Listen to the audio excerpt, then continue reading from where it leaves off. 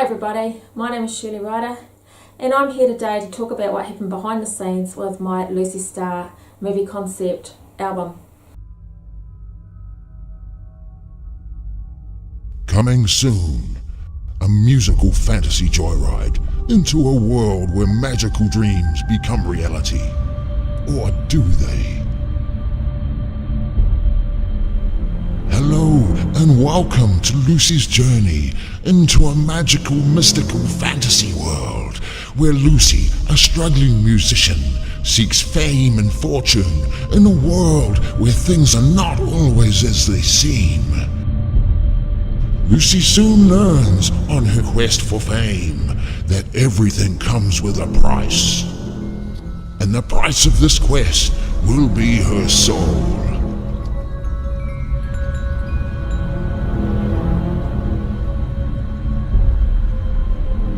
Will Lucy bite into the apple of temptation and sign a record deal with the Emperor of Magic Music Records in exchange for her soul? Be careful what you wish for. Be careful who you trust.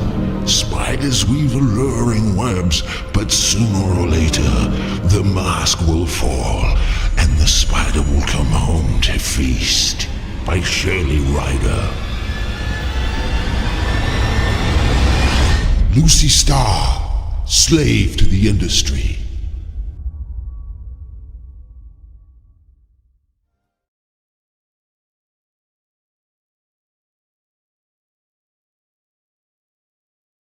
I was starting to feel very sick. I had pains in my chest when I was breathing, and my stomach and my lungs were bloating up with fluid. Well, I didn't know that my lungs were at the time, but I found out that's what was happening upon many tests and admissions to hospital. So this is a procedure where they drain fluid from the pleura on the lung using a tube which is inserted there. They found out finally that I had ovarian stage 4 cancer, which is the end of cancer, it's terminal. I was told that I could quite likely die soon. The worst part, apart from hearing the news, was telling my children, and they were, back then, they would have been 17 and 19. I was a solo mum and we didn't have a lot of support around us, to be honest. I was isolated in a town where I didn't really know anybody at all at the time. So anyway, I had the chemotherapy. Of course, well, where do I start? I had C. diff, which is basically where the toilet becomes your best friend. I didn't know at the time that C. diff was a really bad infection that 1 in 11 people die of, and I of course was very frail. Then of course my hair was falling out. I just remember sitting on the couch and my partner at the time giving me a plastic bag so I could put my hair into. I had hair extensions, but I had long hair, but my hair was like down to about here. I was just bawling my eyes out, losing my hair. Well, I mean, that was bad enough. I could talk for an hour just talking about losing my hair, chemotherapy. Anyway, I carried on with the chemo and I got a lovely wig. So first of all, I actually had a small reaction where all of my face swelled up. I looked like I had been eaten alive by a hive full of bees. But I survived that in hospital, and then they didn't kind of pick up for some reason that was linked to the chemotherapy. So they gave me another shot of that, which was Taxi-Paxil. And basically the minute that stuff went in my veins, I went into anaphylaxis reaction. I had 5 lines in. I didn't know what was happening, but my friend, obviously, because I went unconscious, but my friend was with me. Basically, I was vomiting profusely, and stuff was coming out both ends there and then. Body obviously trying to get rid of the toxins. I had the 5 lines in. I think that some of them were adrenaline and IVs. I don't exactly sure what. That they couldn't find a heartbeat, they couldn't find my pulse. They had the defibrillator ready to go. They tore open my shirt. I was unconscious by this stage. I just remember the nurse saying to me, I had this terrible pain searing up my body. I could feel like it was going to my heart, I'm pretty sure. And I just remember one of the nurses saying, don't go to sleep, don't go to sleep. But it was just so sore. At that moment I actually wanted to die, to be honest. I just closed my eyes and it was a relief. Anyway, my friend from then on saw what was happening, and they had a defibrillator. They ripped open my shirt. They had a defibrillator ready to start my heart, but luckily they didn't need it, because when they turned on all the screens and that, I actually was still alive. I had very faint vital signs. So they waited for at least half an hour for me to be able to be in such a state that I could be transferred from the chemo ward around the corner in the ambulance to the A&E, which is accident and emergency. Apparently there were 12 doctors and nurses around me at the time in the chemo ward, and in the ambulance there were 4 doctors, and apparently they were like just looking at me like hawks, like a hawk. So I did actually go on to survive that, which was quite amazing. Then I did make it to surgery, and I pulled through, and I actually did a lot better than anyone thought. The cancer was far less than they expected when they looked at my organs. However, I was still at stage 4, because once it moves to a distant part of your body, it had, in my case, it had moved to my lungs. I probably should say that when I went to hospital, they found me with 4.5 litres of fluid on my lungs. This is measuring the blood that's coming through the tube from my lungs. Now, leading up to my illness, I had been experimenting over quite a long period, really, with what I now realise is the occult. It started probably about like 10 years before I even was diagnosed. A lady came up to me, and she was psychic or something, and had seen me singing, and after, it was like the next day, she said, I've been told to come and see you. And she said, I've been called to tell you you've got the gift, you've had it when you were 9 or 10, and I just said, oh yeah, right, whatever. Anyway, so I just carried on my life. That was alright. I went to several mediums, psychics over the years, clairvoyance, and one of these psychic people had told me I had a spirit guide that wanted to help me write songs. Now, I am a singer-songwriter, and I had, by the time that I started this Lucy Star album project, already put out 2 CDs by my band. Now, before I go on, I want to say, that all of my music is fine except for this one project. I have not used spirit guides for anything else to write with. And secondly, I want to say that people who have cancer illnesses, I'm not implying that your cancer was brought on by anything you did wrong. This is purely my own thing, because I knew that there was some really weird things going on in my own life. So to move ahead, my movie Lucy Star.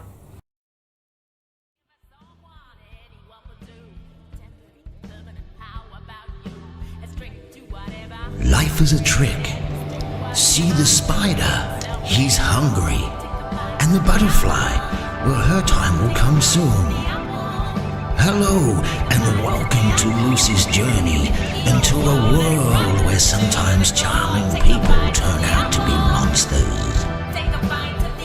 Will Lucy bite into the apple of temptation and sign a record deal with the Emperor of Magic Music Records in exchange for her soul?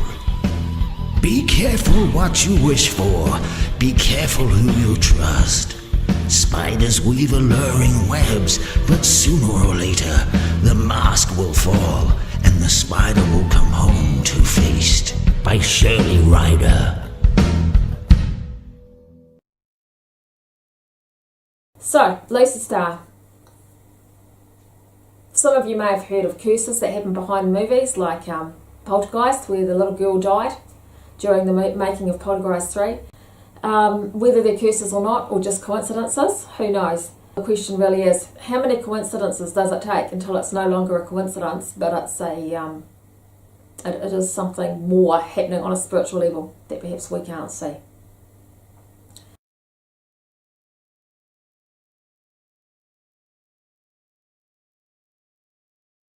Now, it all started for me the day that David Bowie died.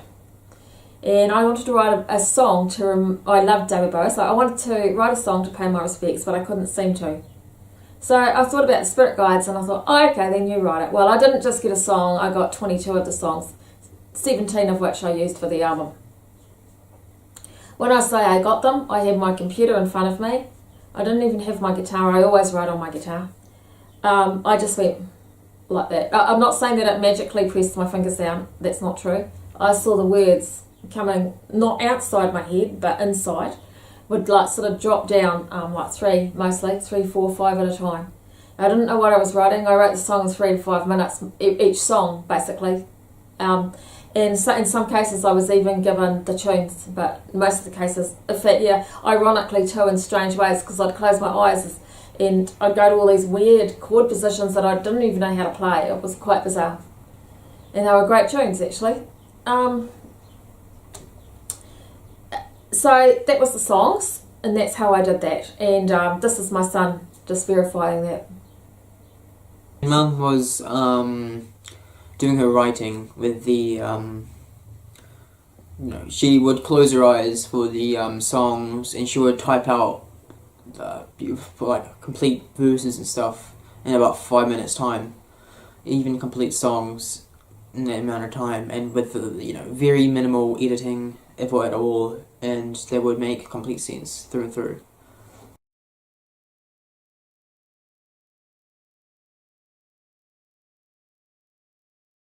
So I had all these songs and I took them up to a guy in the local studio here, asked him what he thought, and we both decided that this was a concept album, and actually, but we didn't quite know what it was about. So I didn't know either, so I consulted back to my,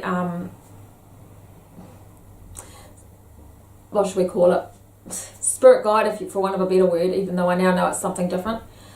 And it told me, first of all, it told me what to call myself. I was to call myself in the movie, I was to be called Lucy Starr.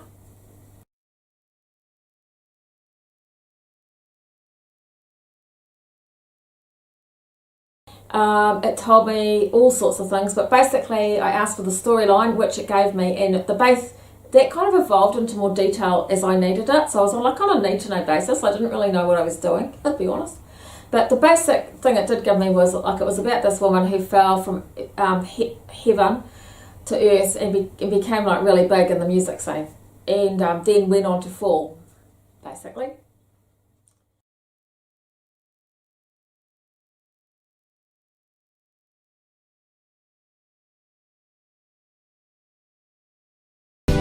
I've been looking for a new religion,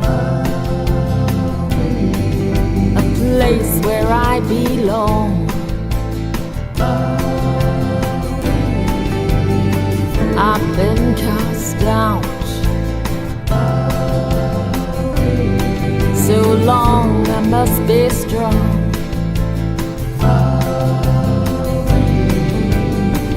One day I'll be free. I got the magic in me, I'll be free. We made the movie and up at the studio, and I named myself in the movie Lucy Starr, and it was a lot of fun. I was really into it. In fact, I was quite driven. Because I was actually going through a bit of trauma in my life at the time, I think I attached myself to this thing I did. I became, and it was very dark, like, the first song I wrote was a song called Bright Star.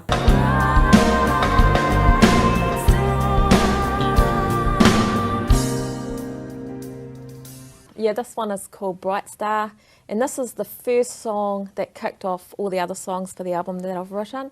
And I was quite a big David Bowie fan, and I was kind of like, oh my goodness, David Bowie's dead. Yeah, well, his last album, Dark Star, so Black you're Star, obviously, yeah. or Black Star, so you were actually working against that whole theme. Maybe. Bright Star. I didn't intentionally, actually, No. but as it works out, yeah. Yeah. Bright Star is Shirley Ryder. Turn out the light, the sun is dead. I'm here to help you in your head. Break out the white. And that was obviously the opposite of Black Star too, but I didn't write it, you see, it wrote it. And the words were very dark, like salute the grave and things like this. But I thought at the time, oh, well, David Bowie just died, so that's kind of applicable. I didn't kind of get too freaked out. But anyway, here's my partner at the time who witnessed this. Hi, I'm going to talk to you today about Shirley Ryder and her Bright Star, Lucy Star concept musical album, and my sort of observations of her getting inspiration for that particular project. We were actually living together at that stage, and I can remember she'd just written a song, sort of come out of the blue a little bit, and it was called Bright Star, and strangely enough we went to bed that night. I'd only just heard it, and the next morning I got up and got the paper and read an article about a new star that had been discovered way out 1,000 light years away, and it was called the Bright Star.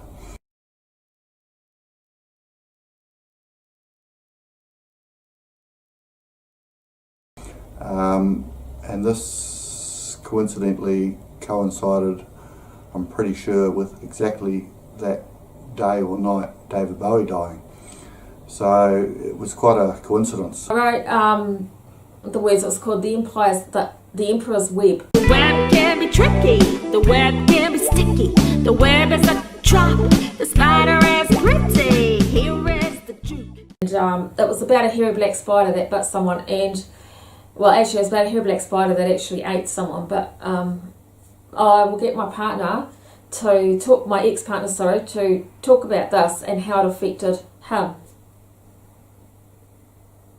Shirley and I had gone for a romantic walk along the beach that night down to Tay Street, Mount Maunganui, and we were sitting under the light of a full moon on the park bench, and we were there for a little while, and then I felt this little bit of a nip on my backside, and Shirley noticed, I stood up and Shirley noticed this hairy back little spider scuttling away. So it seemed to be quite a coincidence as she was writing a song about that very subject at that stage.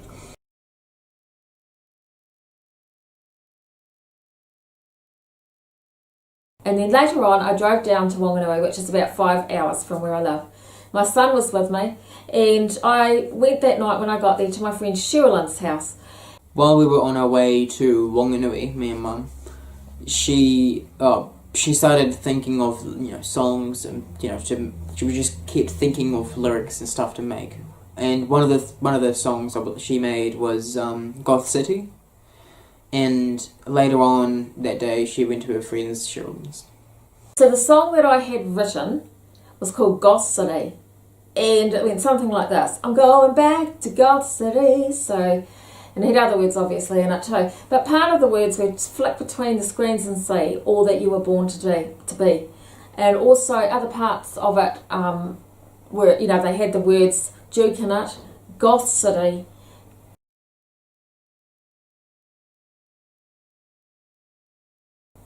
So you will see that on the same day as I wrote this song, the channel changed to channel 13, Duke, Gotham City, which is very close to Goth City. And not only that, just look at the words in the songs. The television program was Indecent Proposal, and it flicked on its own. I'm not saying it's a magical switch. Maybe it was programmed to flick. I don't know. But all I'm saying is the coincidence of it. At the exact time that Robert Redford made the Indecent Proposal to Demi Moore, the television switched channels. And this was the core of my album, was about an indecent proposal. And of course there were the lines in my song, flick between the screens and see all that you were born to be.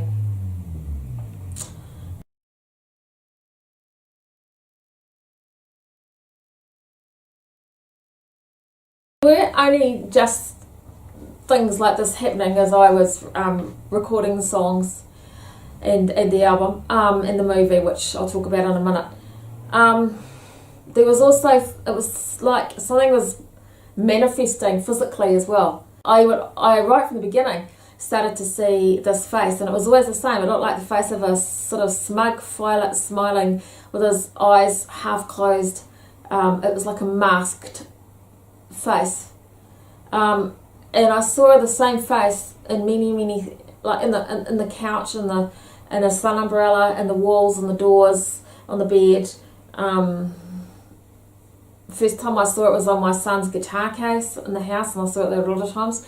When I recorded one of the songs that I recorded a video, it was in the original footage of the smoke, but not in the edited version. So yeah, it was sort of like it followed, I don't know, I just see it. Of course, moving on now to the video making.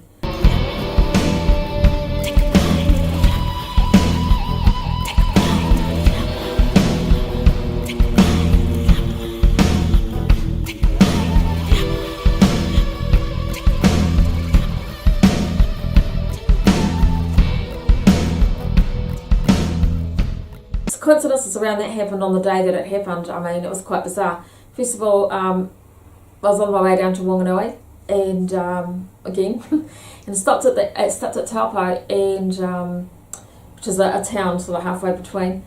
And I only went to one shop, and on one shoe shop to get some sand shoes, and there was at least 2 plastic apples around this table of shoes. I'll get my son to verify that. When we were in Taupo buying some shoes, the only shoe store in Taupo that we could find, at least, there were kind of ornaments and decorations on the table, and they were plastic green, I believe, apples, just on one table. And so Mum picked shoes out, and when we got back home we realised that they were Viper shoes. Now, I don't know what you think, but for me, my whole life I've never seen plastic apples in a shoe shop display, when it has, that I could see, no relevance to the shoes. And not only that, when I got home, I actually realised the shoes that I had bought were Viper shoes, you know, apple and snake. Just think of the Garden of Eden, when Adam and Eve with the apple by the serpent. And I thought, oh yeah, that's interesting.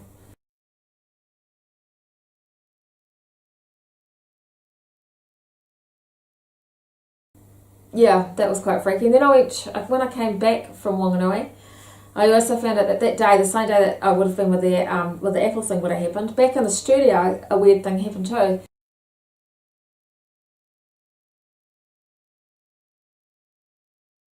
He said, I turned on sent on a movie, he said, and there was this guy, this boy, in between 2 women, being led by 2 women who were witches, and he was choking on the apple core. And I thought, whoa, that's bizarre.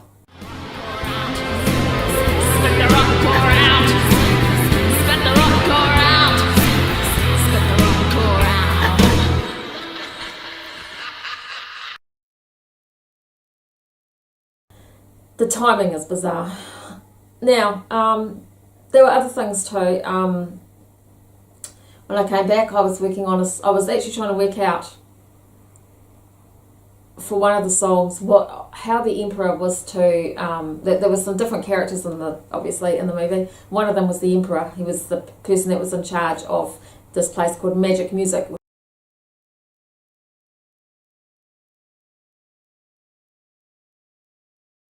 This is quite freaky too, because I've been given the name Magic Music to use in my head.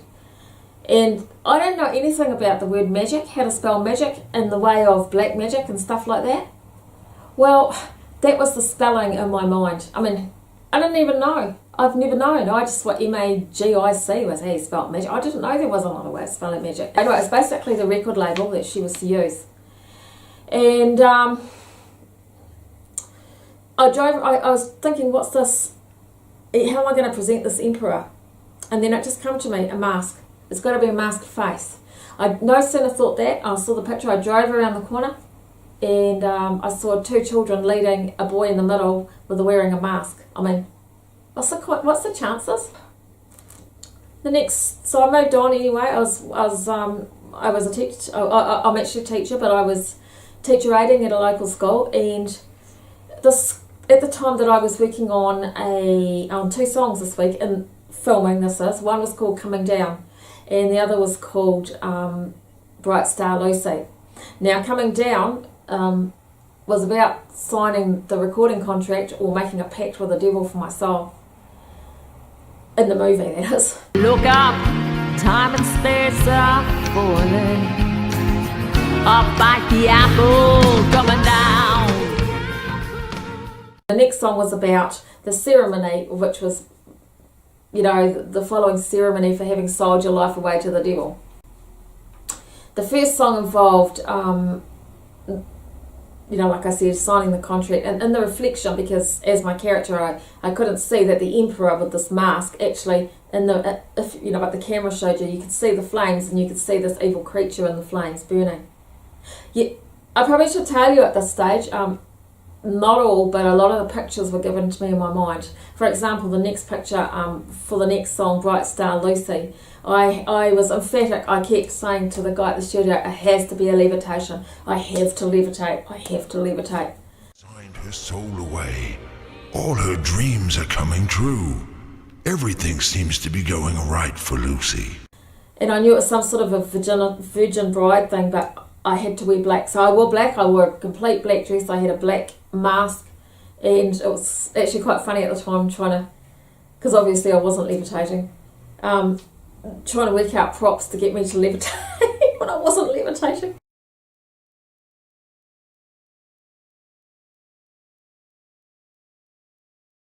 At the time, in the same week, because we filmed those two songs in the same week, and at the same week that I did that in the school, they were making bird masks in the classroom. They had nature studies around birds. Not just that, there was this woman called Nano Girl who was a scientist that turned up to the school, and she was kind of doing like, you know, magic tricks, but they were really science tricks. And so this woman, she got one of the teachers to sit on the chair, and it lifted up on the ground, like a levitation, but you're not lying down, you're sitting on it, and it went across the school hall.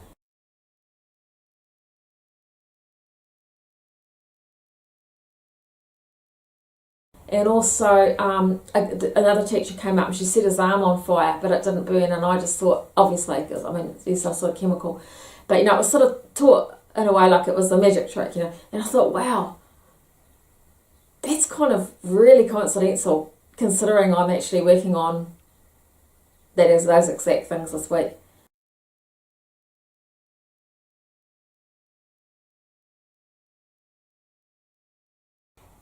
So we carried on. I mean, there were all sorts of coincidences, and there's far too many for me to go on. I can only give you a brief overview. Okay, I'll go to a song called The Reaper. Now,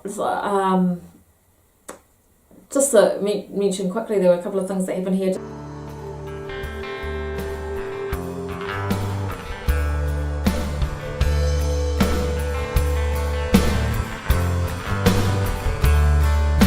The Reaper creeps beside her. The Reaper creeps in front. The Reaper creeps behind her. The Reaper starts to hunt. He waits for her. He waits for her. He waits for her.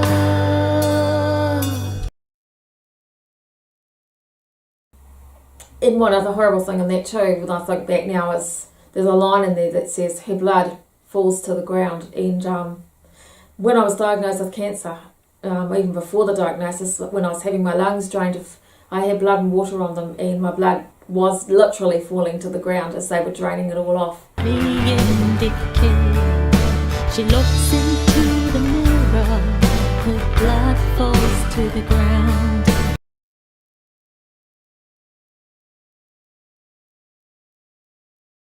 Life is a Trick was another song I wrote and we did the video for. When we recorded the video, I recorded it with my then partner, and he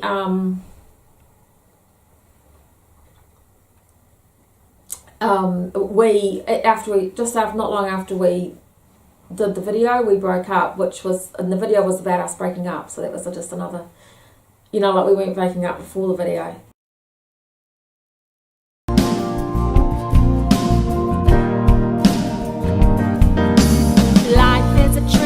Feel the wind change, the smile on your face as you rub out the page, the sun on your cheek, the rain lost from the sky. Hide now, don't hide now, life's in the way, life's in the way now. Step back, don't step back, life's gonna crush you.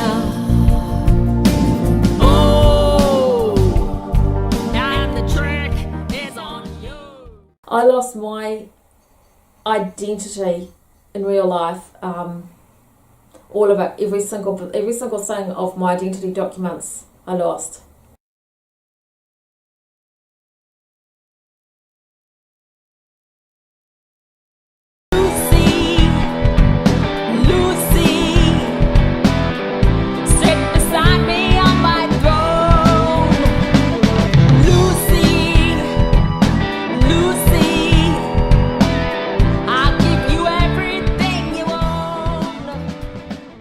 Mum was creating the video for when Lucy Rats became Lucy Star. She had lost her identification, and then when she was making the video to get from Lucy Star back to Lucy Rats, I had lost all my identification.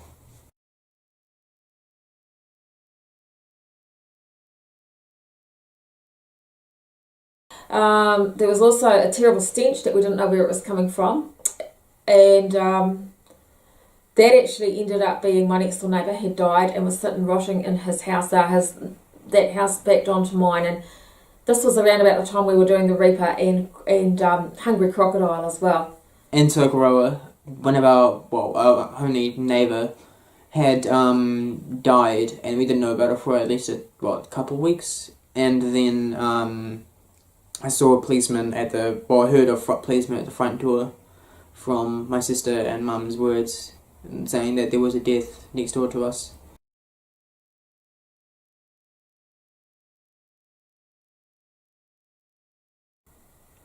Now there's just one more thing I want to cover in the movie. Like I said, there's so many coincidences I could go on forever, but there was a song called The Hydra, which had the line as an anthem, "Worship the beast, worship the beast." Hydra, of course, represents the seven-headed creature that lives in the Hydra Islands that Hercules had to get the proper head off, and he defeated it. Now, there were some interesting coincidences around this song. First of all, when I turned up to put the video down, the woman at the studio and a friend of hers had just left. I only found out when I went to do the video. Had just left to go to the Hydra Islands for a week's holiday in Greece. I didn't even know that there was such thing as the Hydra Islands, so that was bizarre. Actually, when I put that song down, as I did a couple there, I pretty much didn't only just channel the song, the words on that, I pretty much channeled my keyboards. In a lot of the songs, I actually channeled my vocals and my acting, I should say that too. Not take a bite of the apple, you'll see the acting in that is horrendous, but as I tuned into this thing, as I got to understand how to tune into this thing more and more, not only could I channel songs, I could channel acting as well. I could even begin to channel instruments.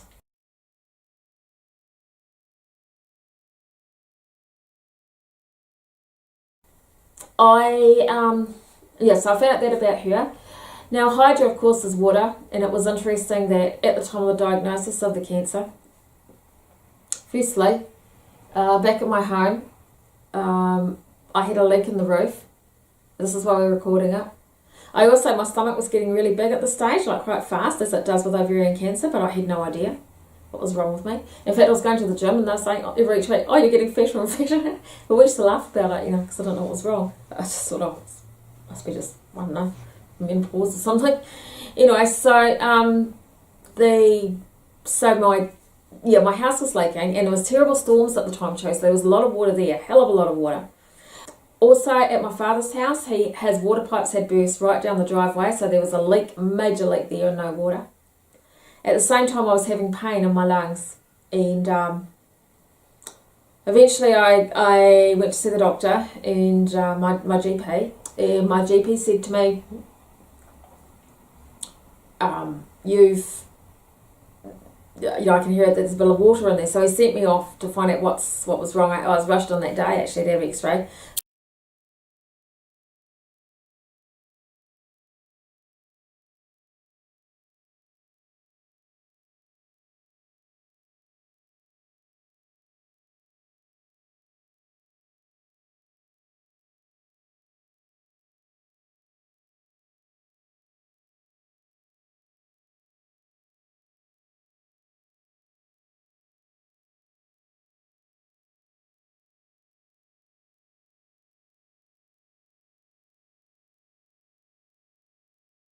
back to the GP the next day, and he told me you've got there is some water there. It's confirmed on the X-ray, but it's subclinical, what they call subclinical, so there's not much there. But he obviously took it seriously because he had me checked out by a specialist, and he rang me on Thursday and said, look, this could actually be cancer. I was actually warned at that stage. Of course, you can imagine how freaked I was. I don't know.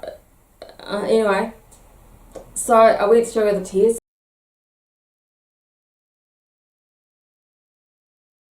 My children at that stage were dependent on me.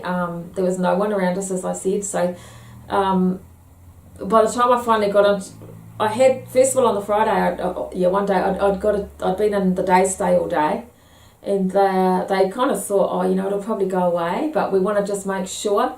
They gave me every test that they could think of. They said, we just want to make sure. So we're going to get you to see the specialist up here again next thing for to just do a little test on the fluid on my lungs, where they put a needle in and they draw out a little bit just to see. It's actually on the on the lungs, just to see if or from the lungs I should say, just to see if it's they take it away, in case it's got malignancy cells in it. When I saw the specialist, she said to me, with my friend, she said, oh Shirley, I really don't think, originally she said, I really don't think that this is going to be cancer because you're too young to have lung cancer, or because I guess that's what they were thinking at the time. But she said, I just want to make sure. But the interesting thing is that when I was waiting to find out my diagnosis of cancer, sitting outside her office, my phone went off, my cell phone, and I didn't even, it had made a loud noise. I didn't even know that it had this function on it, and it said time is up. And now, I know it's like another coincidence thing, but it's like 5 to 10 minutes before I'm just about to see the person that's going to give me my cancer diagnosis.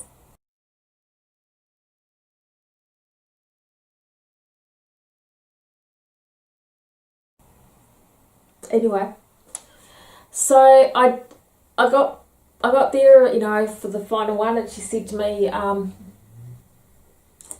you've got cancer. You got cancer. We don't know what type of cancer it was because I didn't know at the time, but it looks like it's coming from the reproductive area. That's all they could tell me. They found malignant cells in the fluid. They had drained 4.5 litres of fluid off my right lung, I should say that too, and 1.5 off my left. It was very, very painful procedure. And it was around about that time, after I did all those things, that I gave my heart to Jesus. I had been a Christian when I was young, and I'd gone away. And I just thought, with everything that had happened, I just wanted to have everything good in my life, in my spirit, not evil, because I knew that the whole album that I'd written, and if you look at any of the songs in that movie, they're basically all evil. All the words, all the lyrics are evil. And like I said, I didn't write them, and I'm not an evil person, so they don't really come from me. They came from somewhere else, I believe.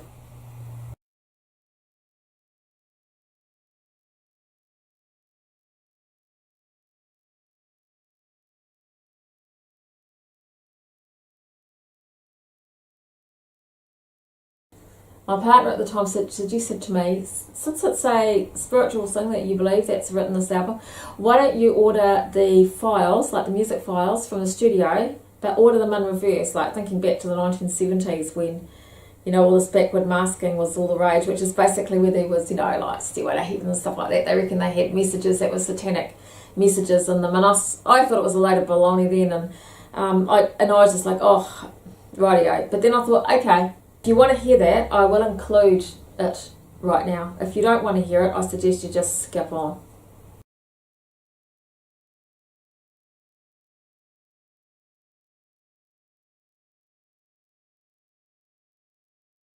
Do you believe music can be channeled by a medium? Do you channel it yourself, acting as a medium?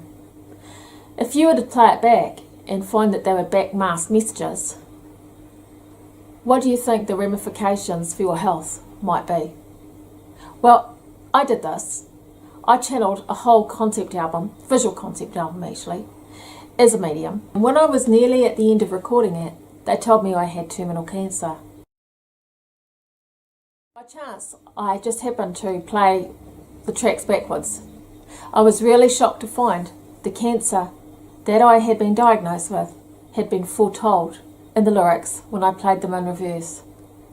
Every song in the concept album that I wrote, or I should say I channeled, actually had lyrics going backwards, and most of it foretold my death. It also talked about COVID-19, and the album was written in 2016. Anyhow, I'm going to leave you with a few little excerpts here.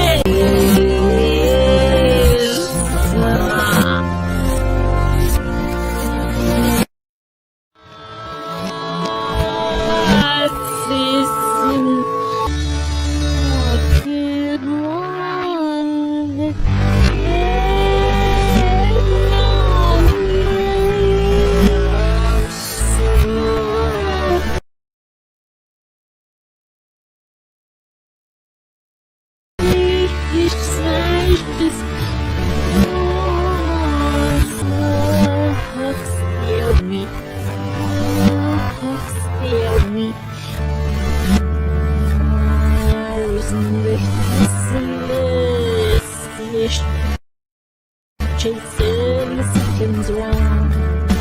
He waits for her, he waits for her, he waits for her.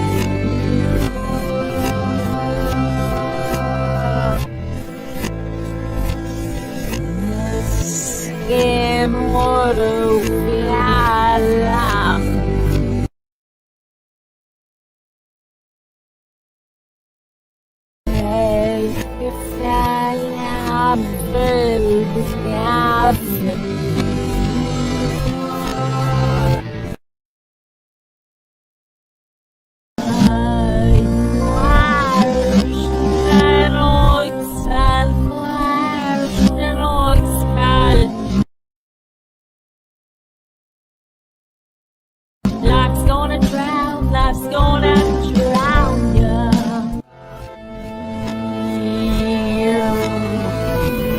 If I am, if I'm behind ya.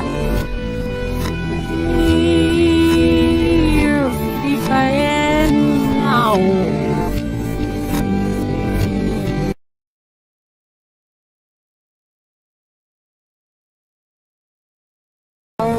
Sips of my marvelous.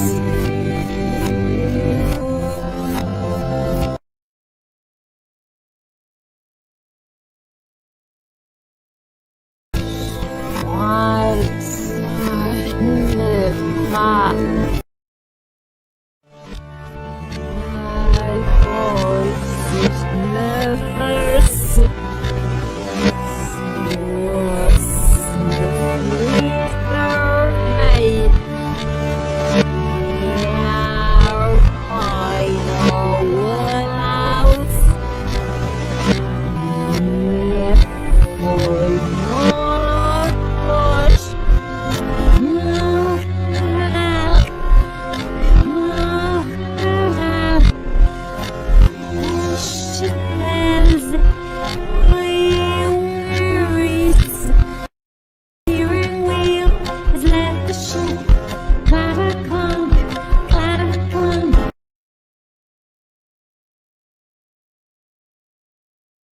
I've been cast down.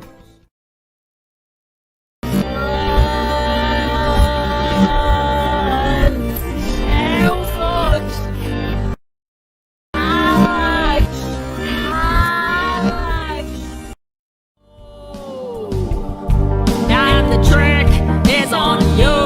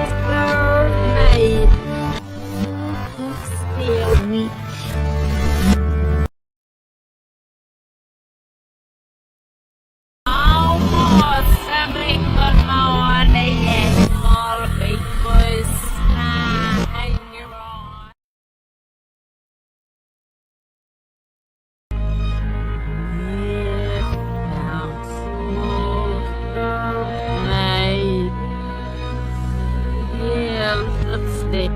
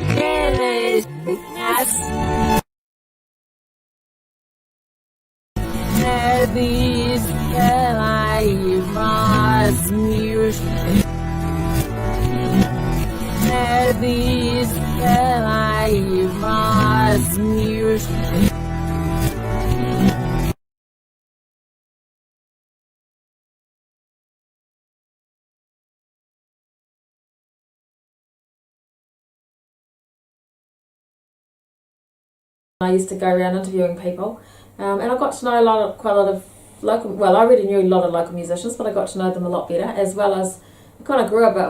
I got to interview a few other people in New Zealand, like I don't know, Midge Marsden. Anyway, and as well as like I said, friends of mine that were musicians here locally. But I found out that I was not the only person that had an alter ego. I had this, what I guess some people like Beyonce calls her Sasha Fierce. And I had what I suppose would have been an alter ego called Lucy Starr.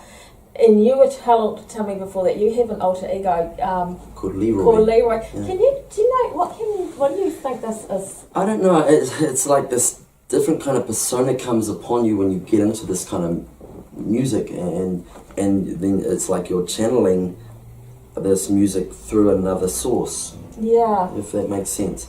Like it has its own personality almost. Yeah. That is a confident personality, and you know. So I was not the only person that I know who has an alter ego. Of course, you can look to the stars too. Beyonce openly has one, and there are others. Nicki Minaj, lots of them.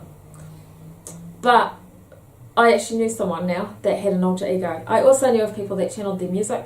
Unfortunately, I can't give their names.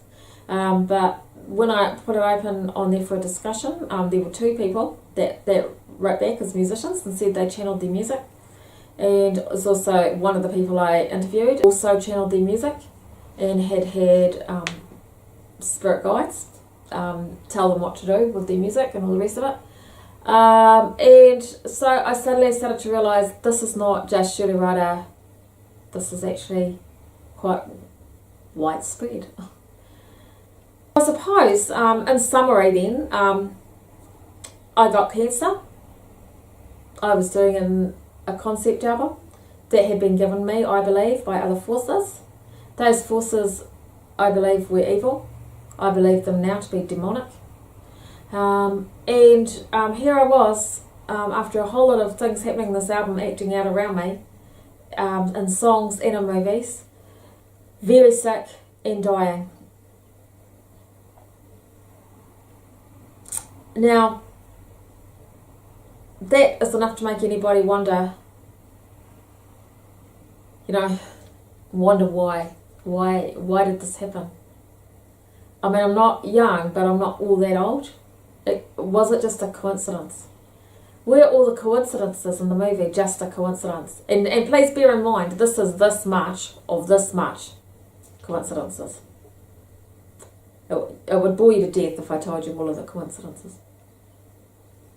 So, I guess, I would just ask the question, I have to ask the question, how many coincidences does it take until something is no longer a coincidence?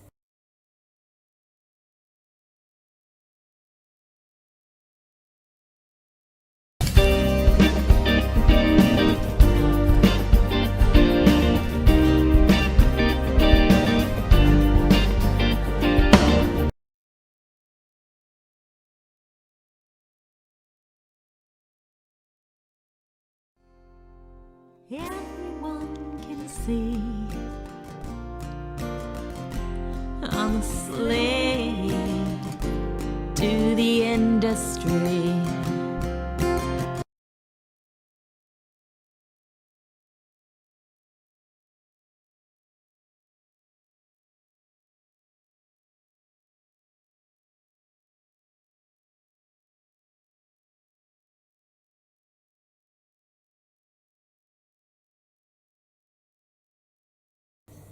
It might destroy your mental health. I don't know. Spiritual health, emotional health. Well, definitely your spiritual health. Clunk,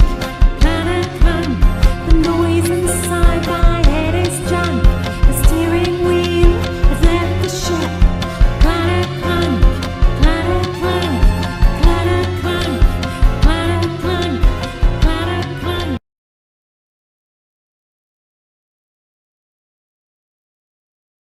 It might take a long time, but you know what?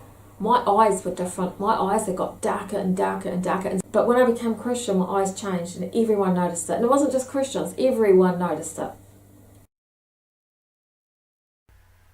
My eyes was my alter ego, Lucy Starr, as opposed to my eyes after becoming a Christian.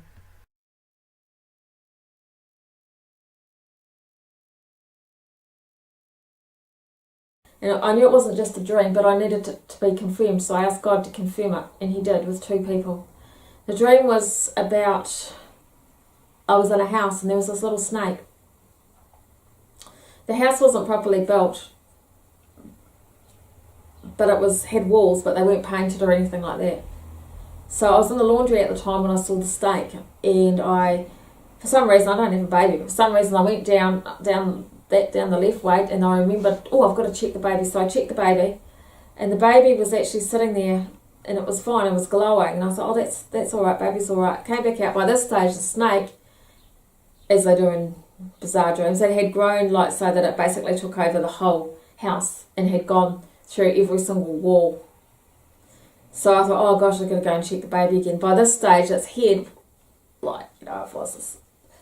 that was me, it was like wrapped around it. Not wrapped around it, but it was waiting to strike like this around the baby, and the baby was glowing, but it had this presence that was glowing all around it, and it couldn't actually strike, but it was waiting. And then when I went out, I picked up a fly spray and tried to kill the snake, and it literally went like this, and it got to about that level and I woke up. So it didn't completely disappear, but it shrank significantly. When I woke up, don't ask me why, but I knew the interpretation of the dream. I knew that I was in the house was my body. The snake was a combination of something, some evil spirit, and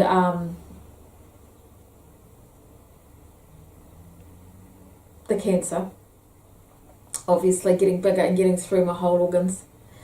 And what was the baby? And the baby was my spirit within me, which was a born again Christian, and my spirit, it could not penetrate into my spirit because I was actually glowing inside, and it couldn't touch that. Yes, it could touch the body, it could touch things around me, because this is, the presence of where the Prince of Darkness dwells.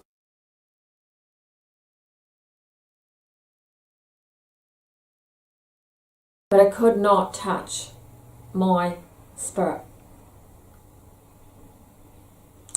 And I asked God, can you just, I kind of knew this is what it was, but I just needed confirmation, because, it does say in the Bible to have confirmation. So I hadn't told anybody anything, and my friend, the same one that was there with me when I went through the anaphylactic reaction, she turned up, and she said, your eyes are glowing. No, it wasn't my face. My eyes, my face. One of those is glowing. And she also said the house is clean. And she didn't know anything about what I'd gone through. I thought, well, that's the confirmation right there.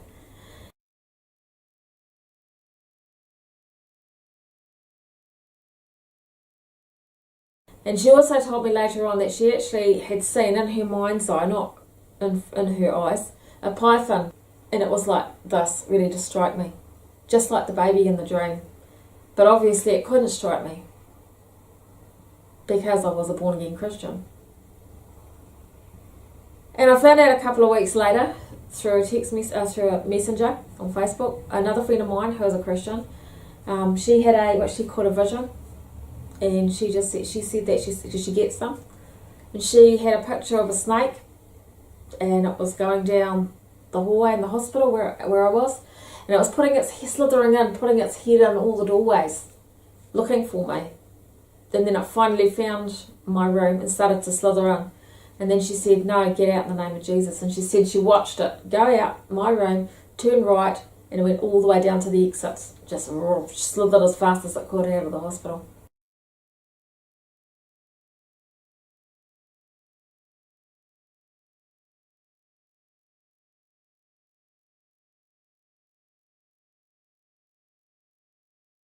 Not just a song, but a whole concept album, pictures for the movie, everything, even connections of where to take it to, which I didn't do.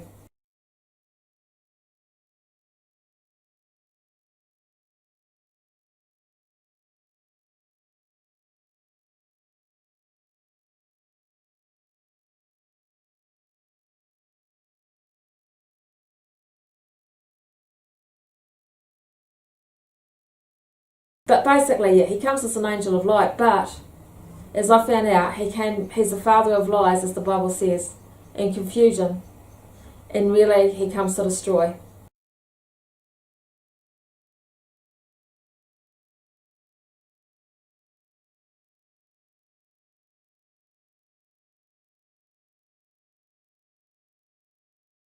It's like they always come as an angel of light. They seem like these like really nice people, but over the top nice. They say you're amazing, "Oh, Shirley, you're amazing, you're this, you're that, you're this, you're that." Oh, they can't do enough for you while you're on the top of their little pedestal, but then they keep pulling it under you until it goes faster and faster and faster until you're destroyed and you're an empty shell. And that's what Satan does. And actually, you know what? We're not supposed to talk about hell in this day and age, but there is one. The Bible says there is one. And it's not prepared for us, it's prepared for these evil angels and the devil.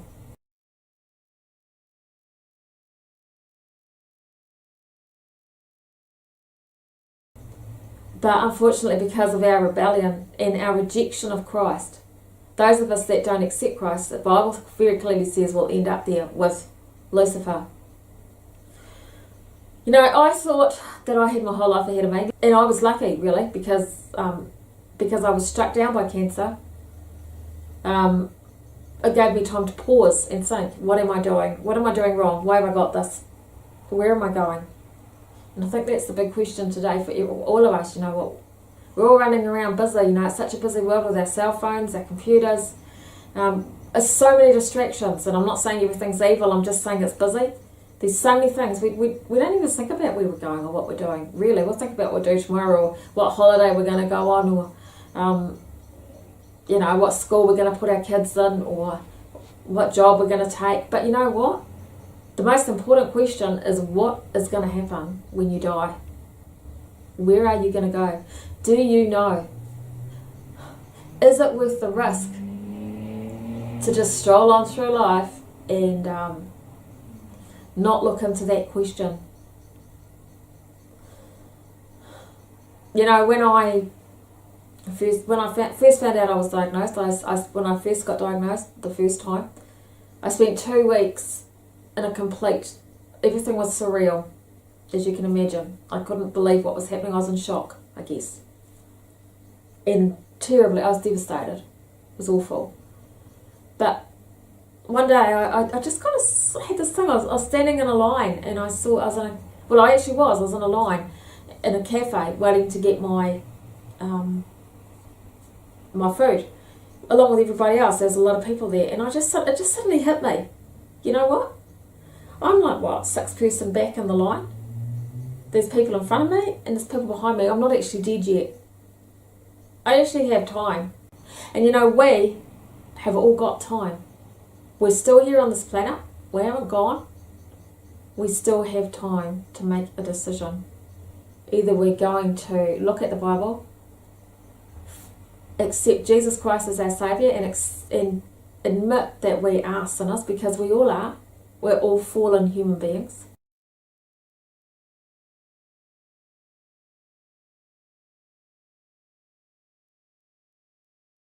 we're going to reject it, and we're going to just end up in hell and hang out with Lucifer for the rest of our lives. And it's not going to be a pretty picture.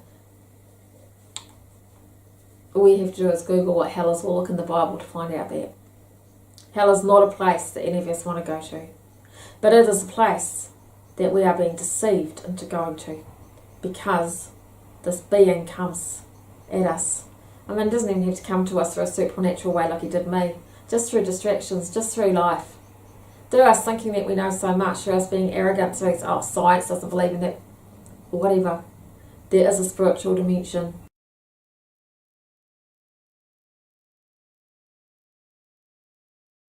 It's caused me, well, it's great that I became a Christian, but it's a horrible way to have had to become one.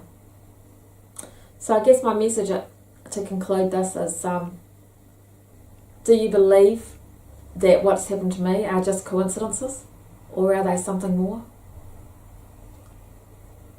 Do you believe that there's apps? Can you prove that there's no spiritual life around you? Can you prove that what you see is all there is? Can you actually prove that? Because I can't. You can only assume that what your five senses tell you is the truth. But can you prove it? That's the question. And is it worth taking the risk, if you can't prove it, that you're not going to go to hell? And I guess that's what you've got to look at today. Where are you going? And what are you going to do about it? But as there is for evil, there is for good. And there is a way out. And God has given us a way out through Jesus Christ. Jesus Christ died on the cross for us, for our sins, that we might have eternal life and we don't have to go to hell.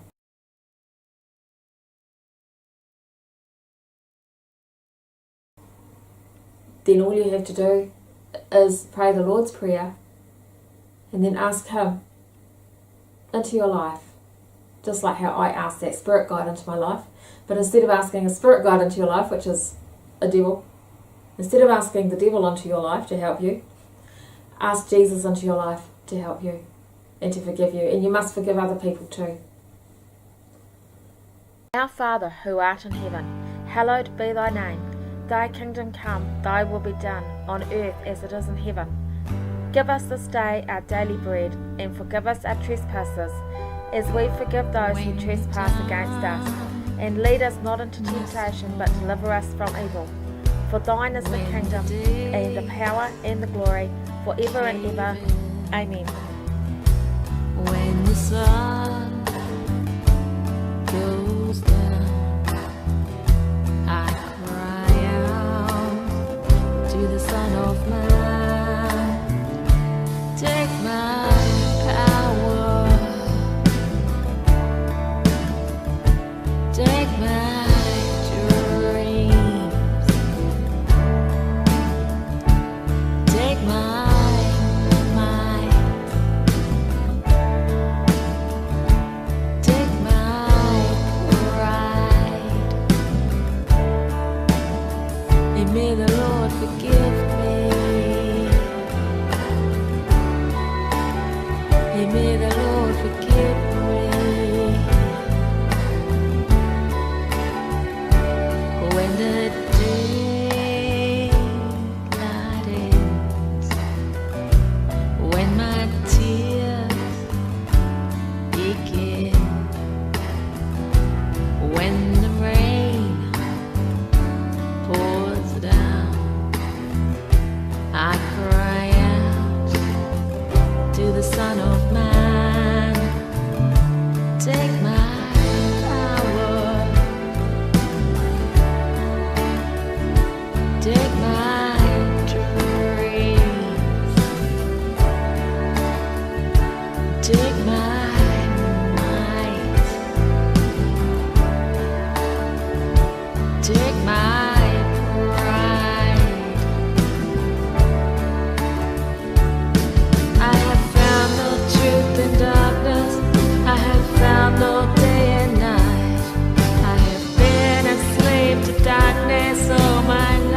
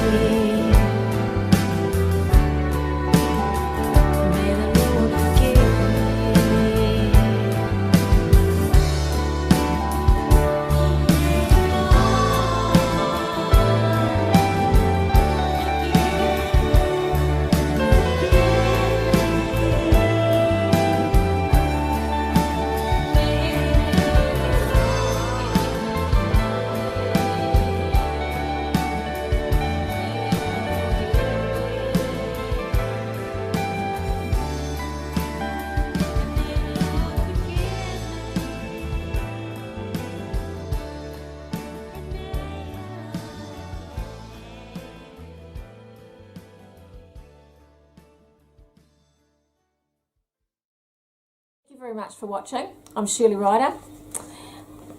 This is a research paper I've been working on. What are the ramifications of back mask music for health? That is the topic of the research, and if you would like to read it, can you just leave me a comment down underneath here, and I will email you a copy if you can leave me your email address. I'm quite happy to do that, and no charge. And also, if you're interested in reading this book, let me know. It's called Will the Real Lucy Please Stand Up? And it's just really about my story with cancer and what happened to me, and it includes the conclusions of the research also. So thanks very much for watching. Cheers.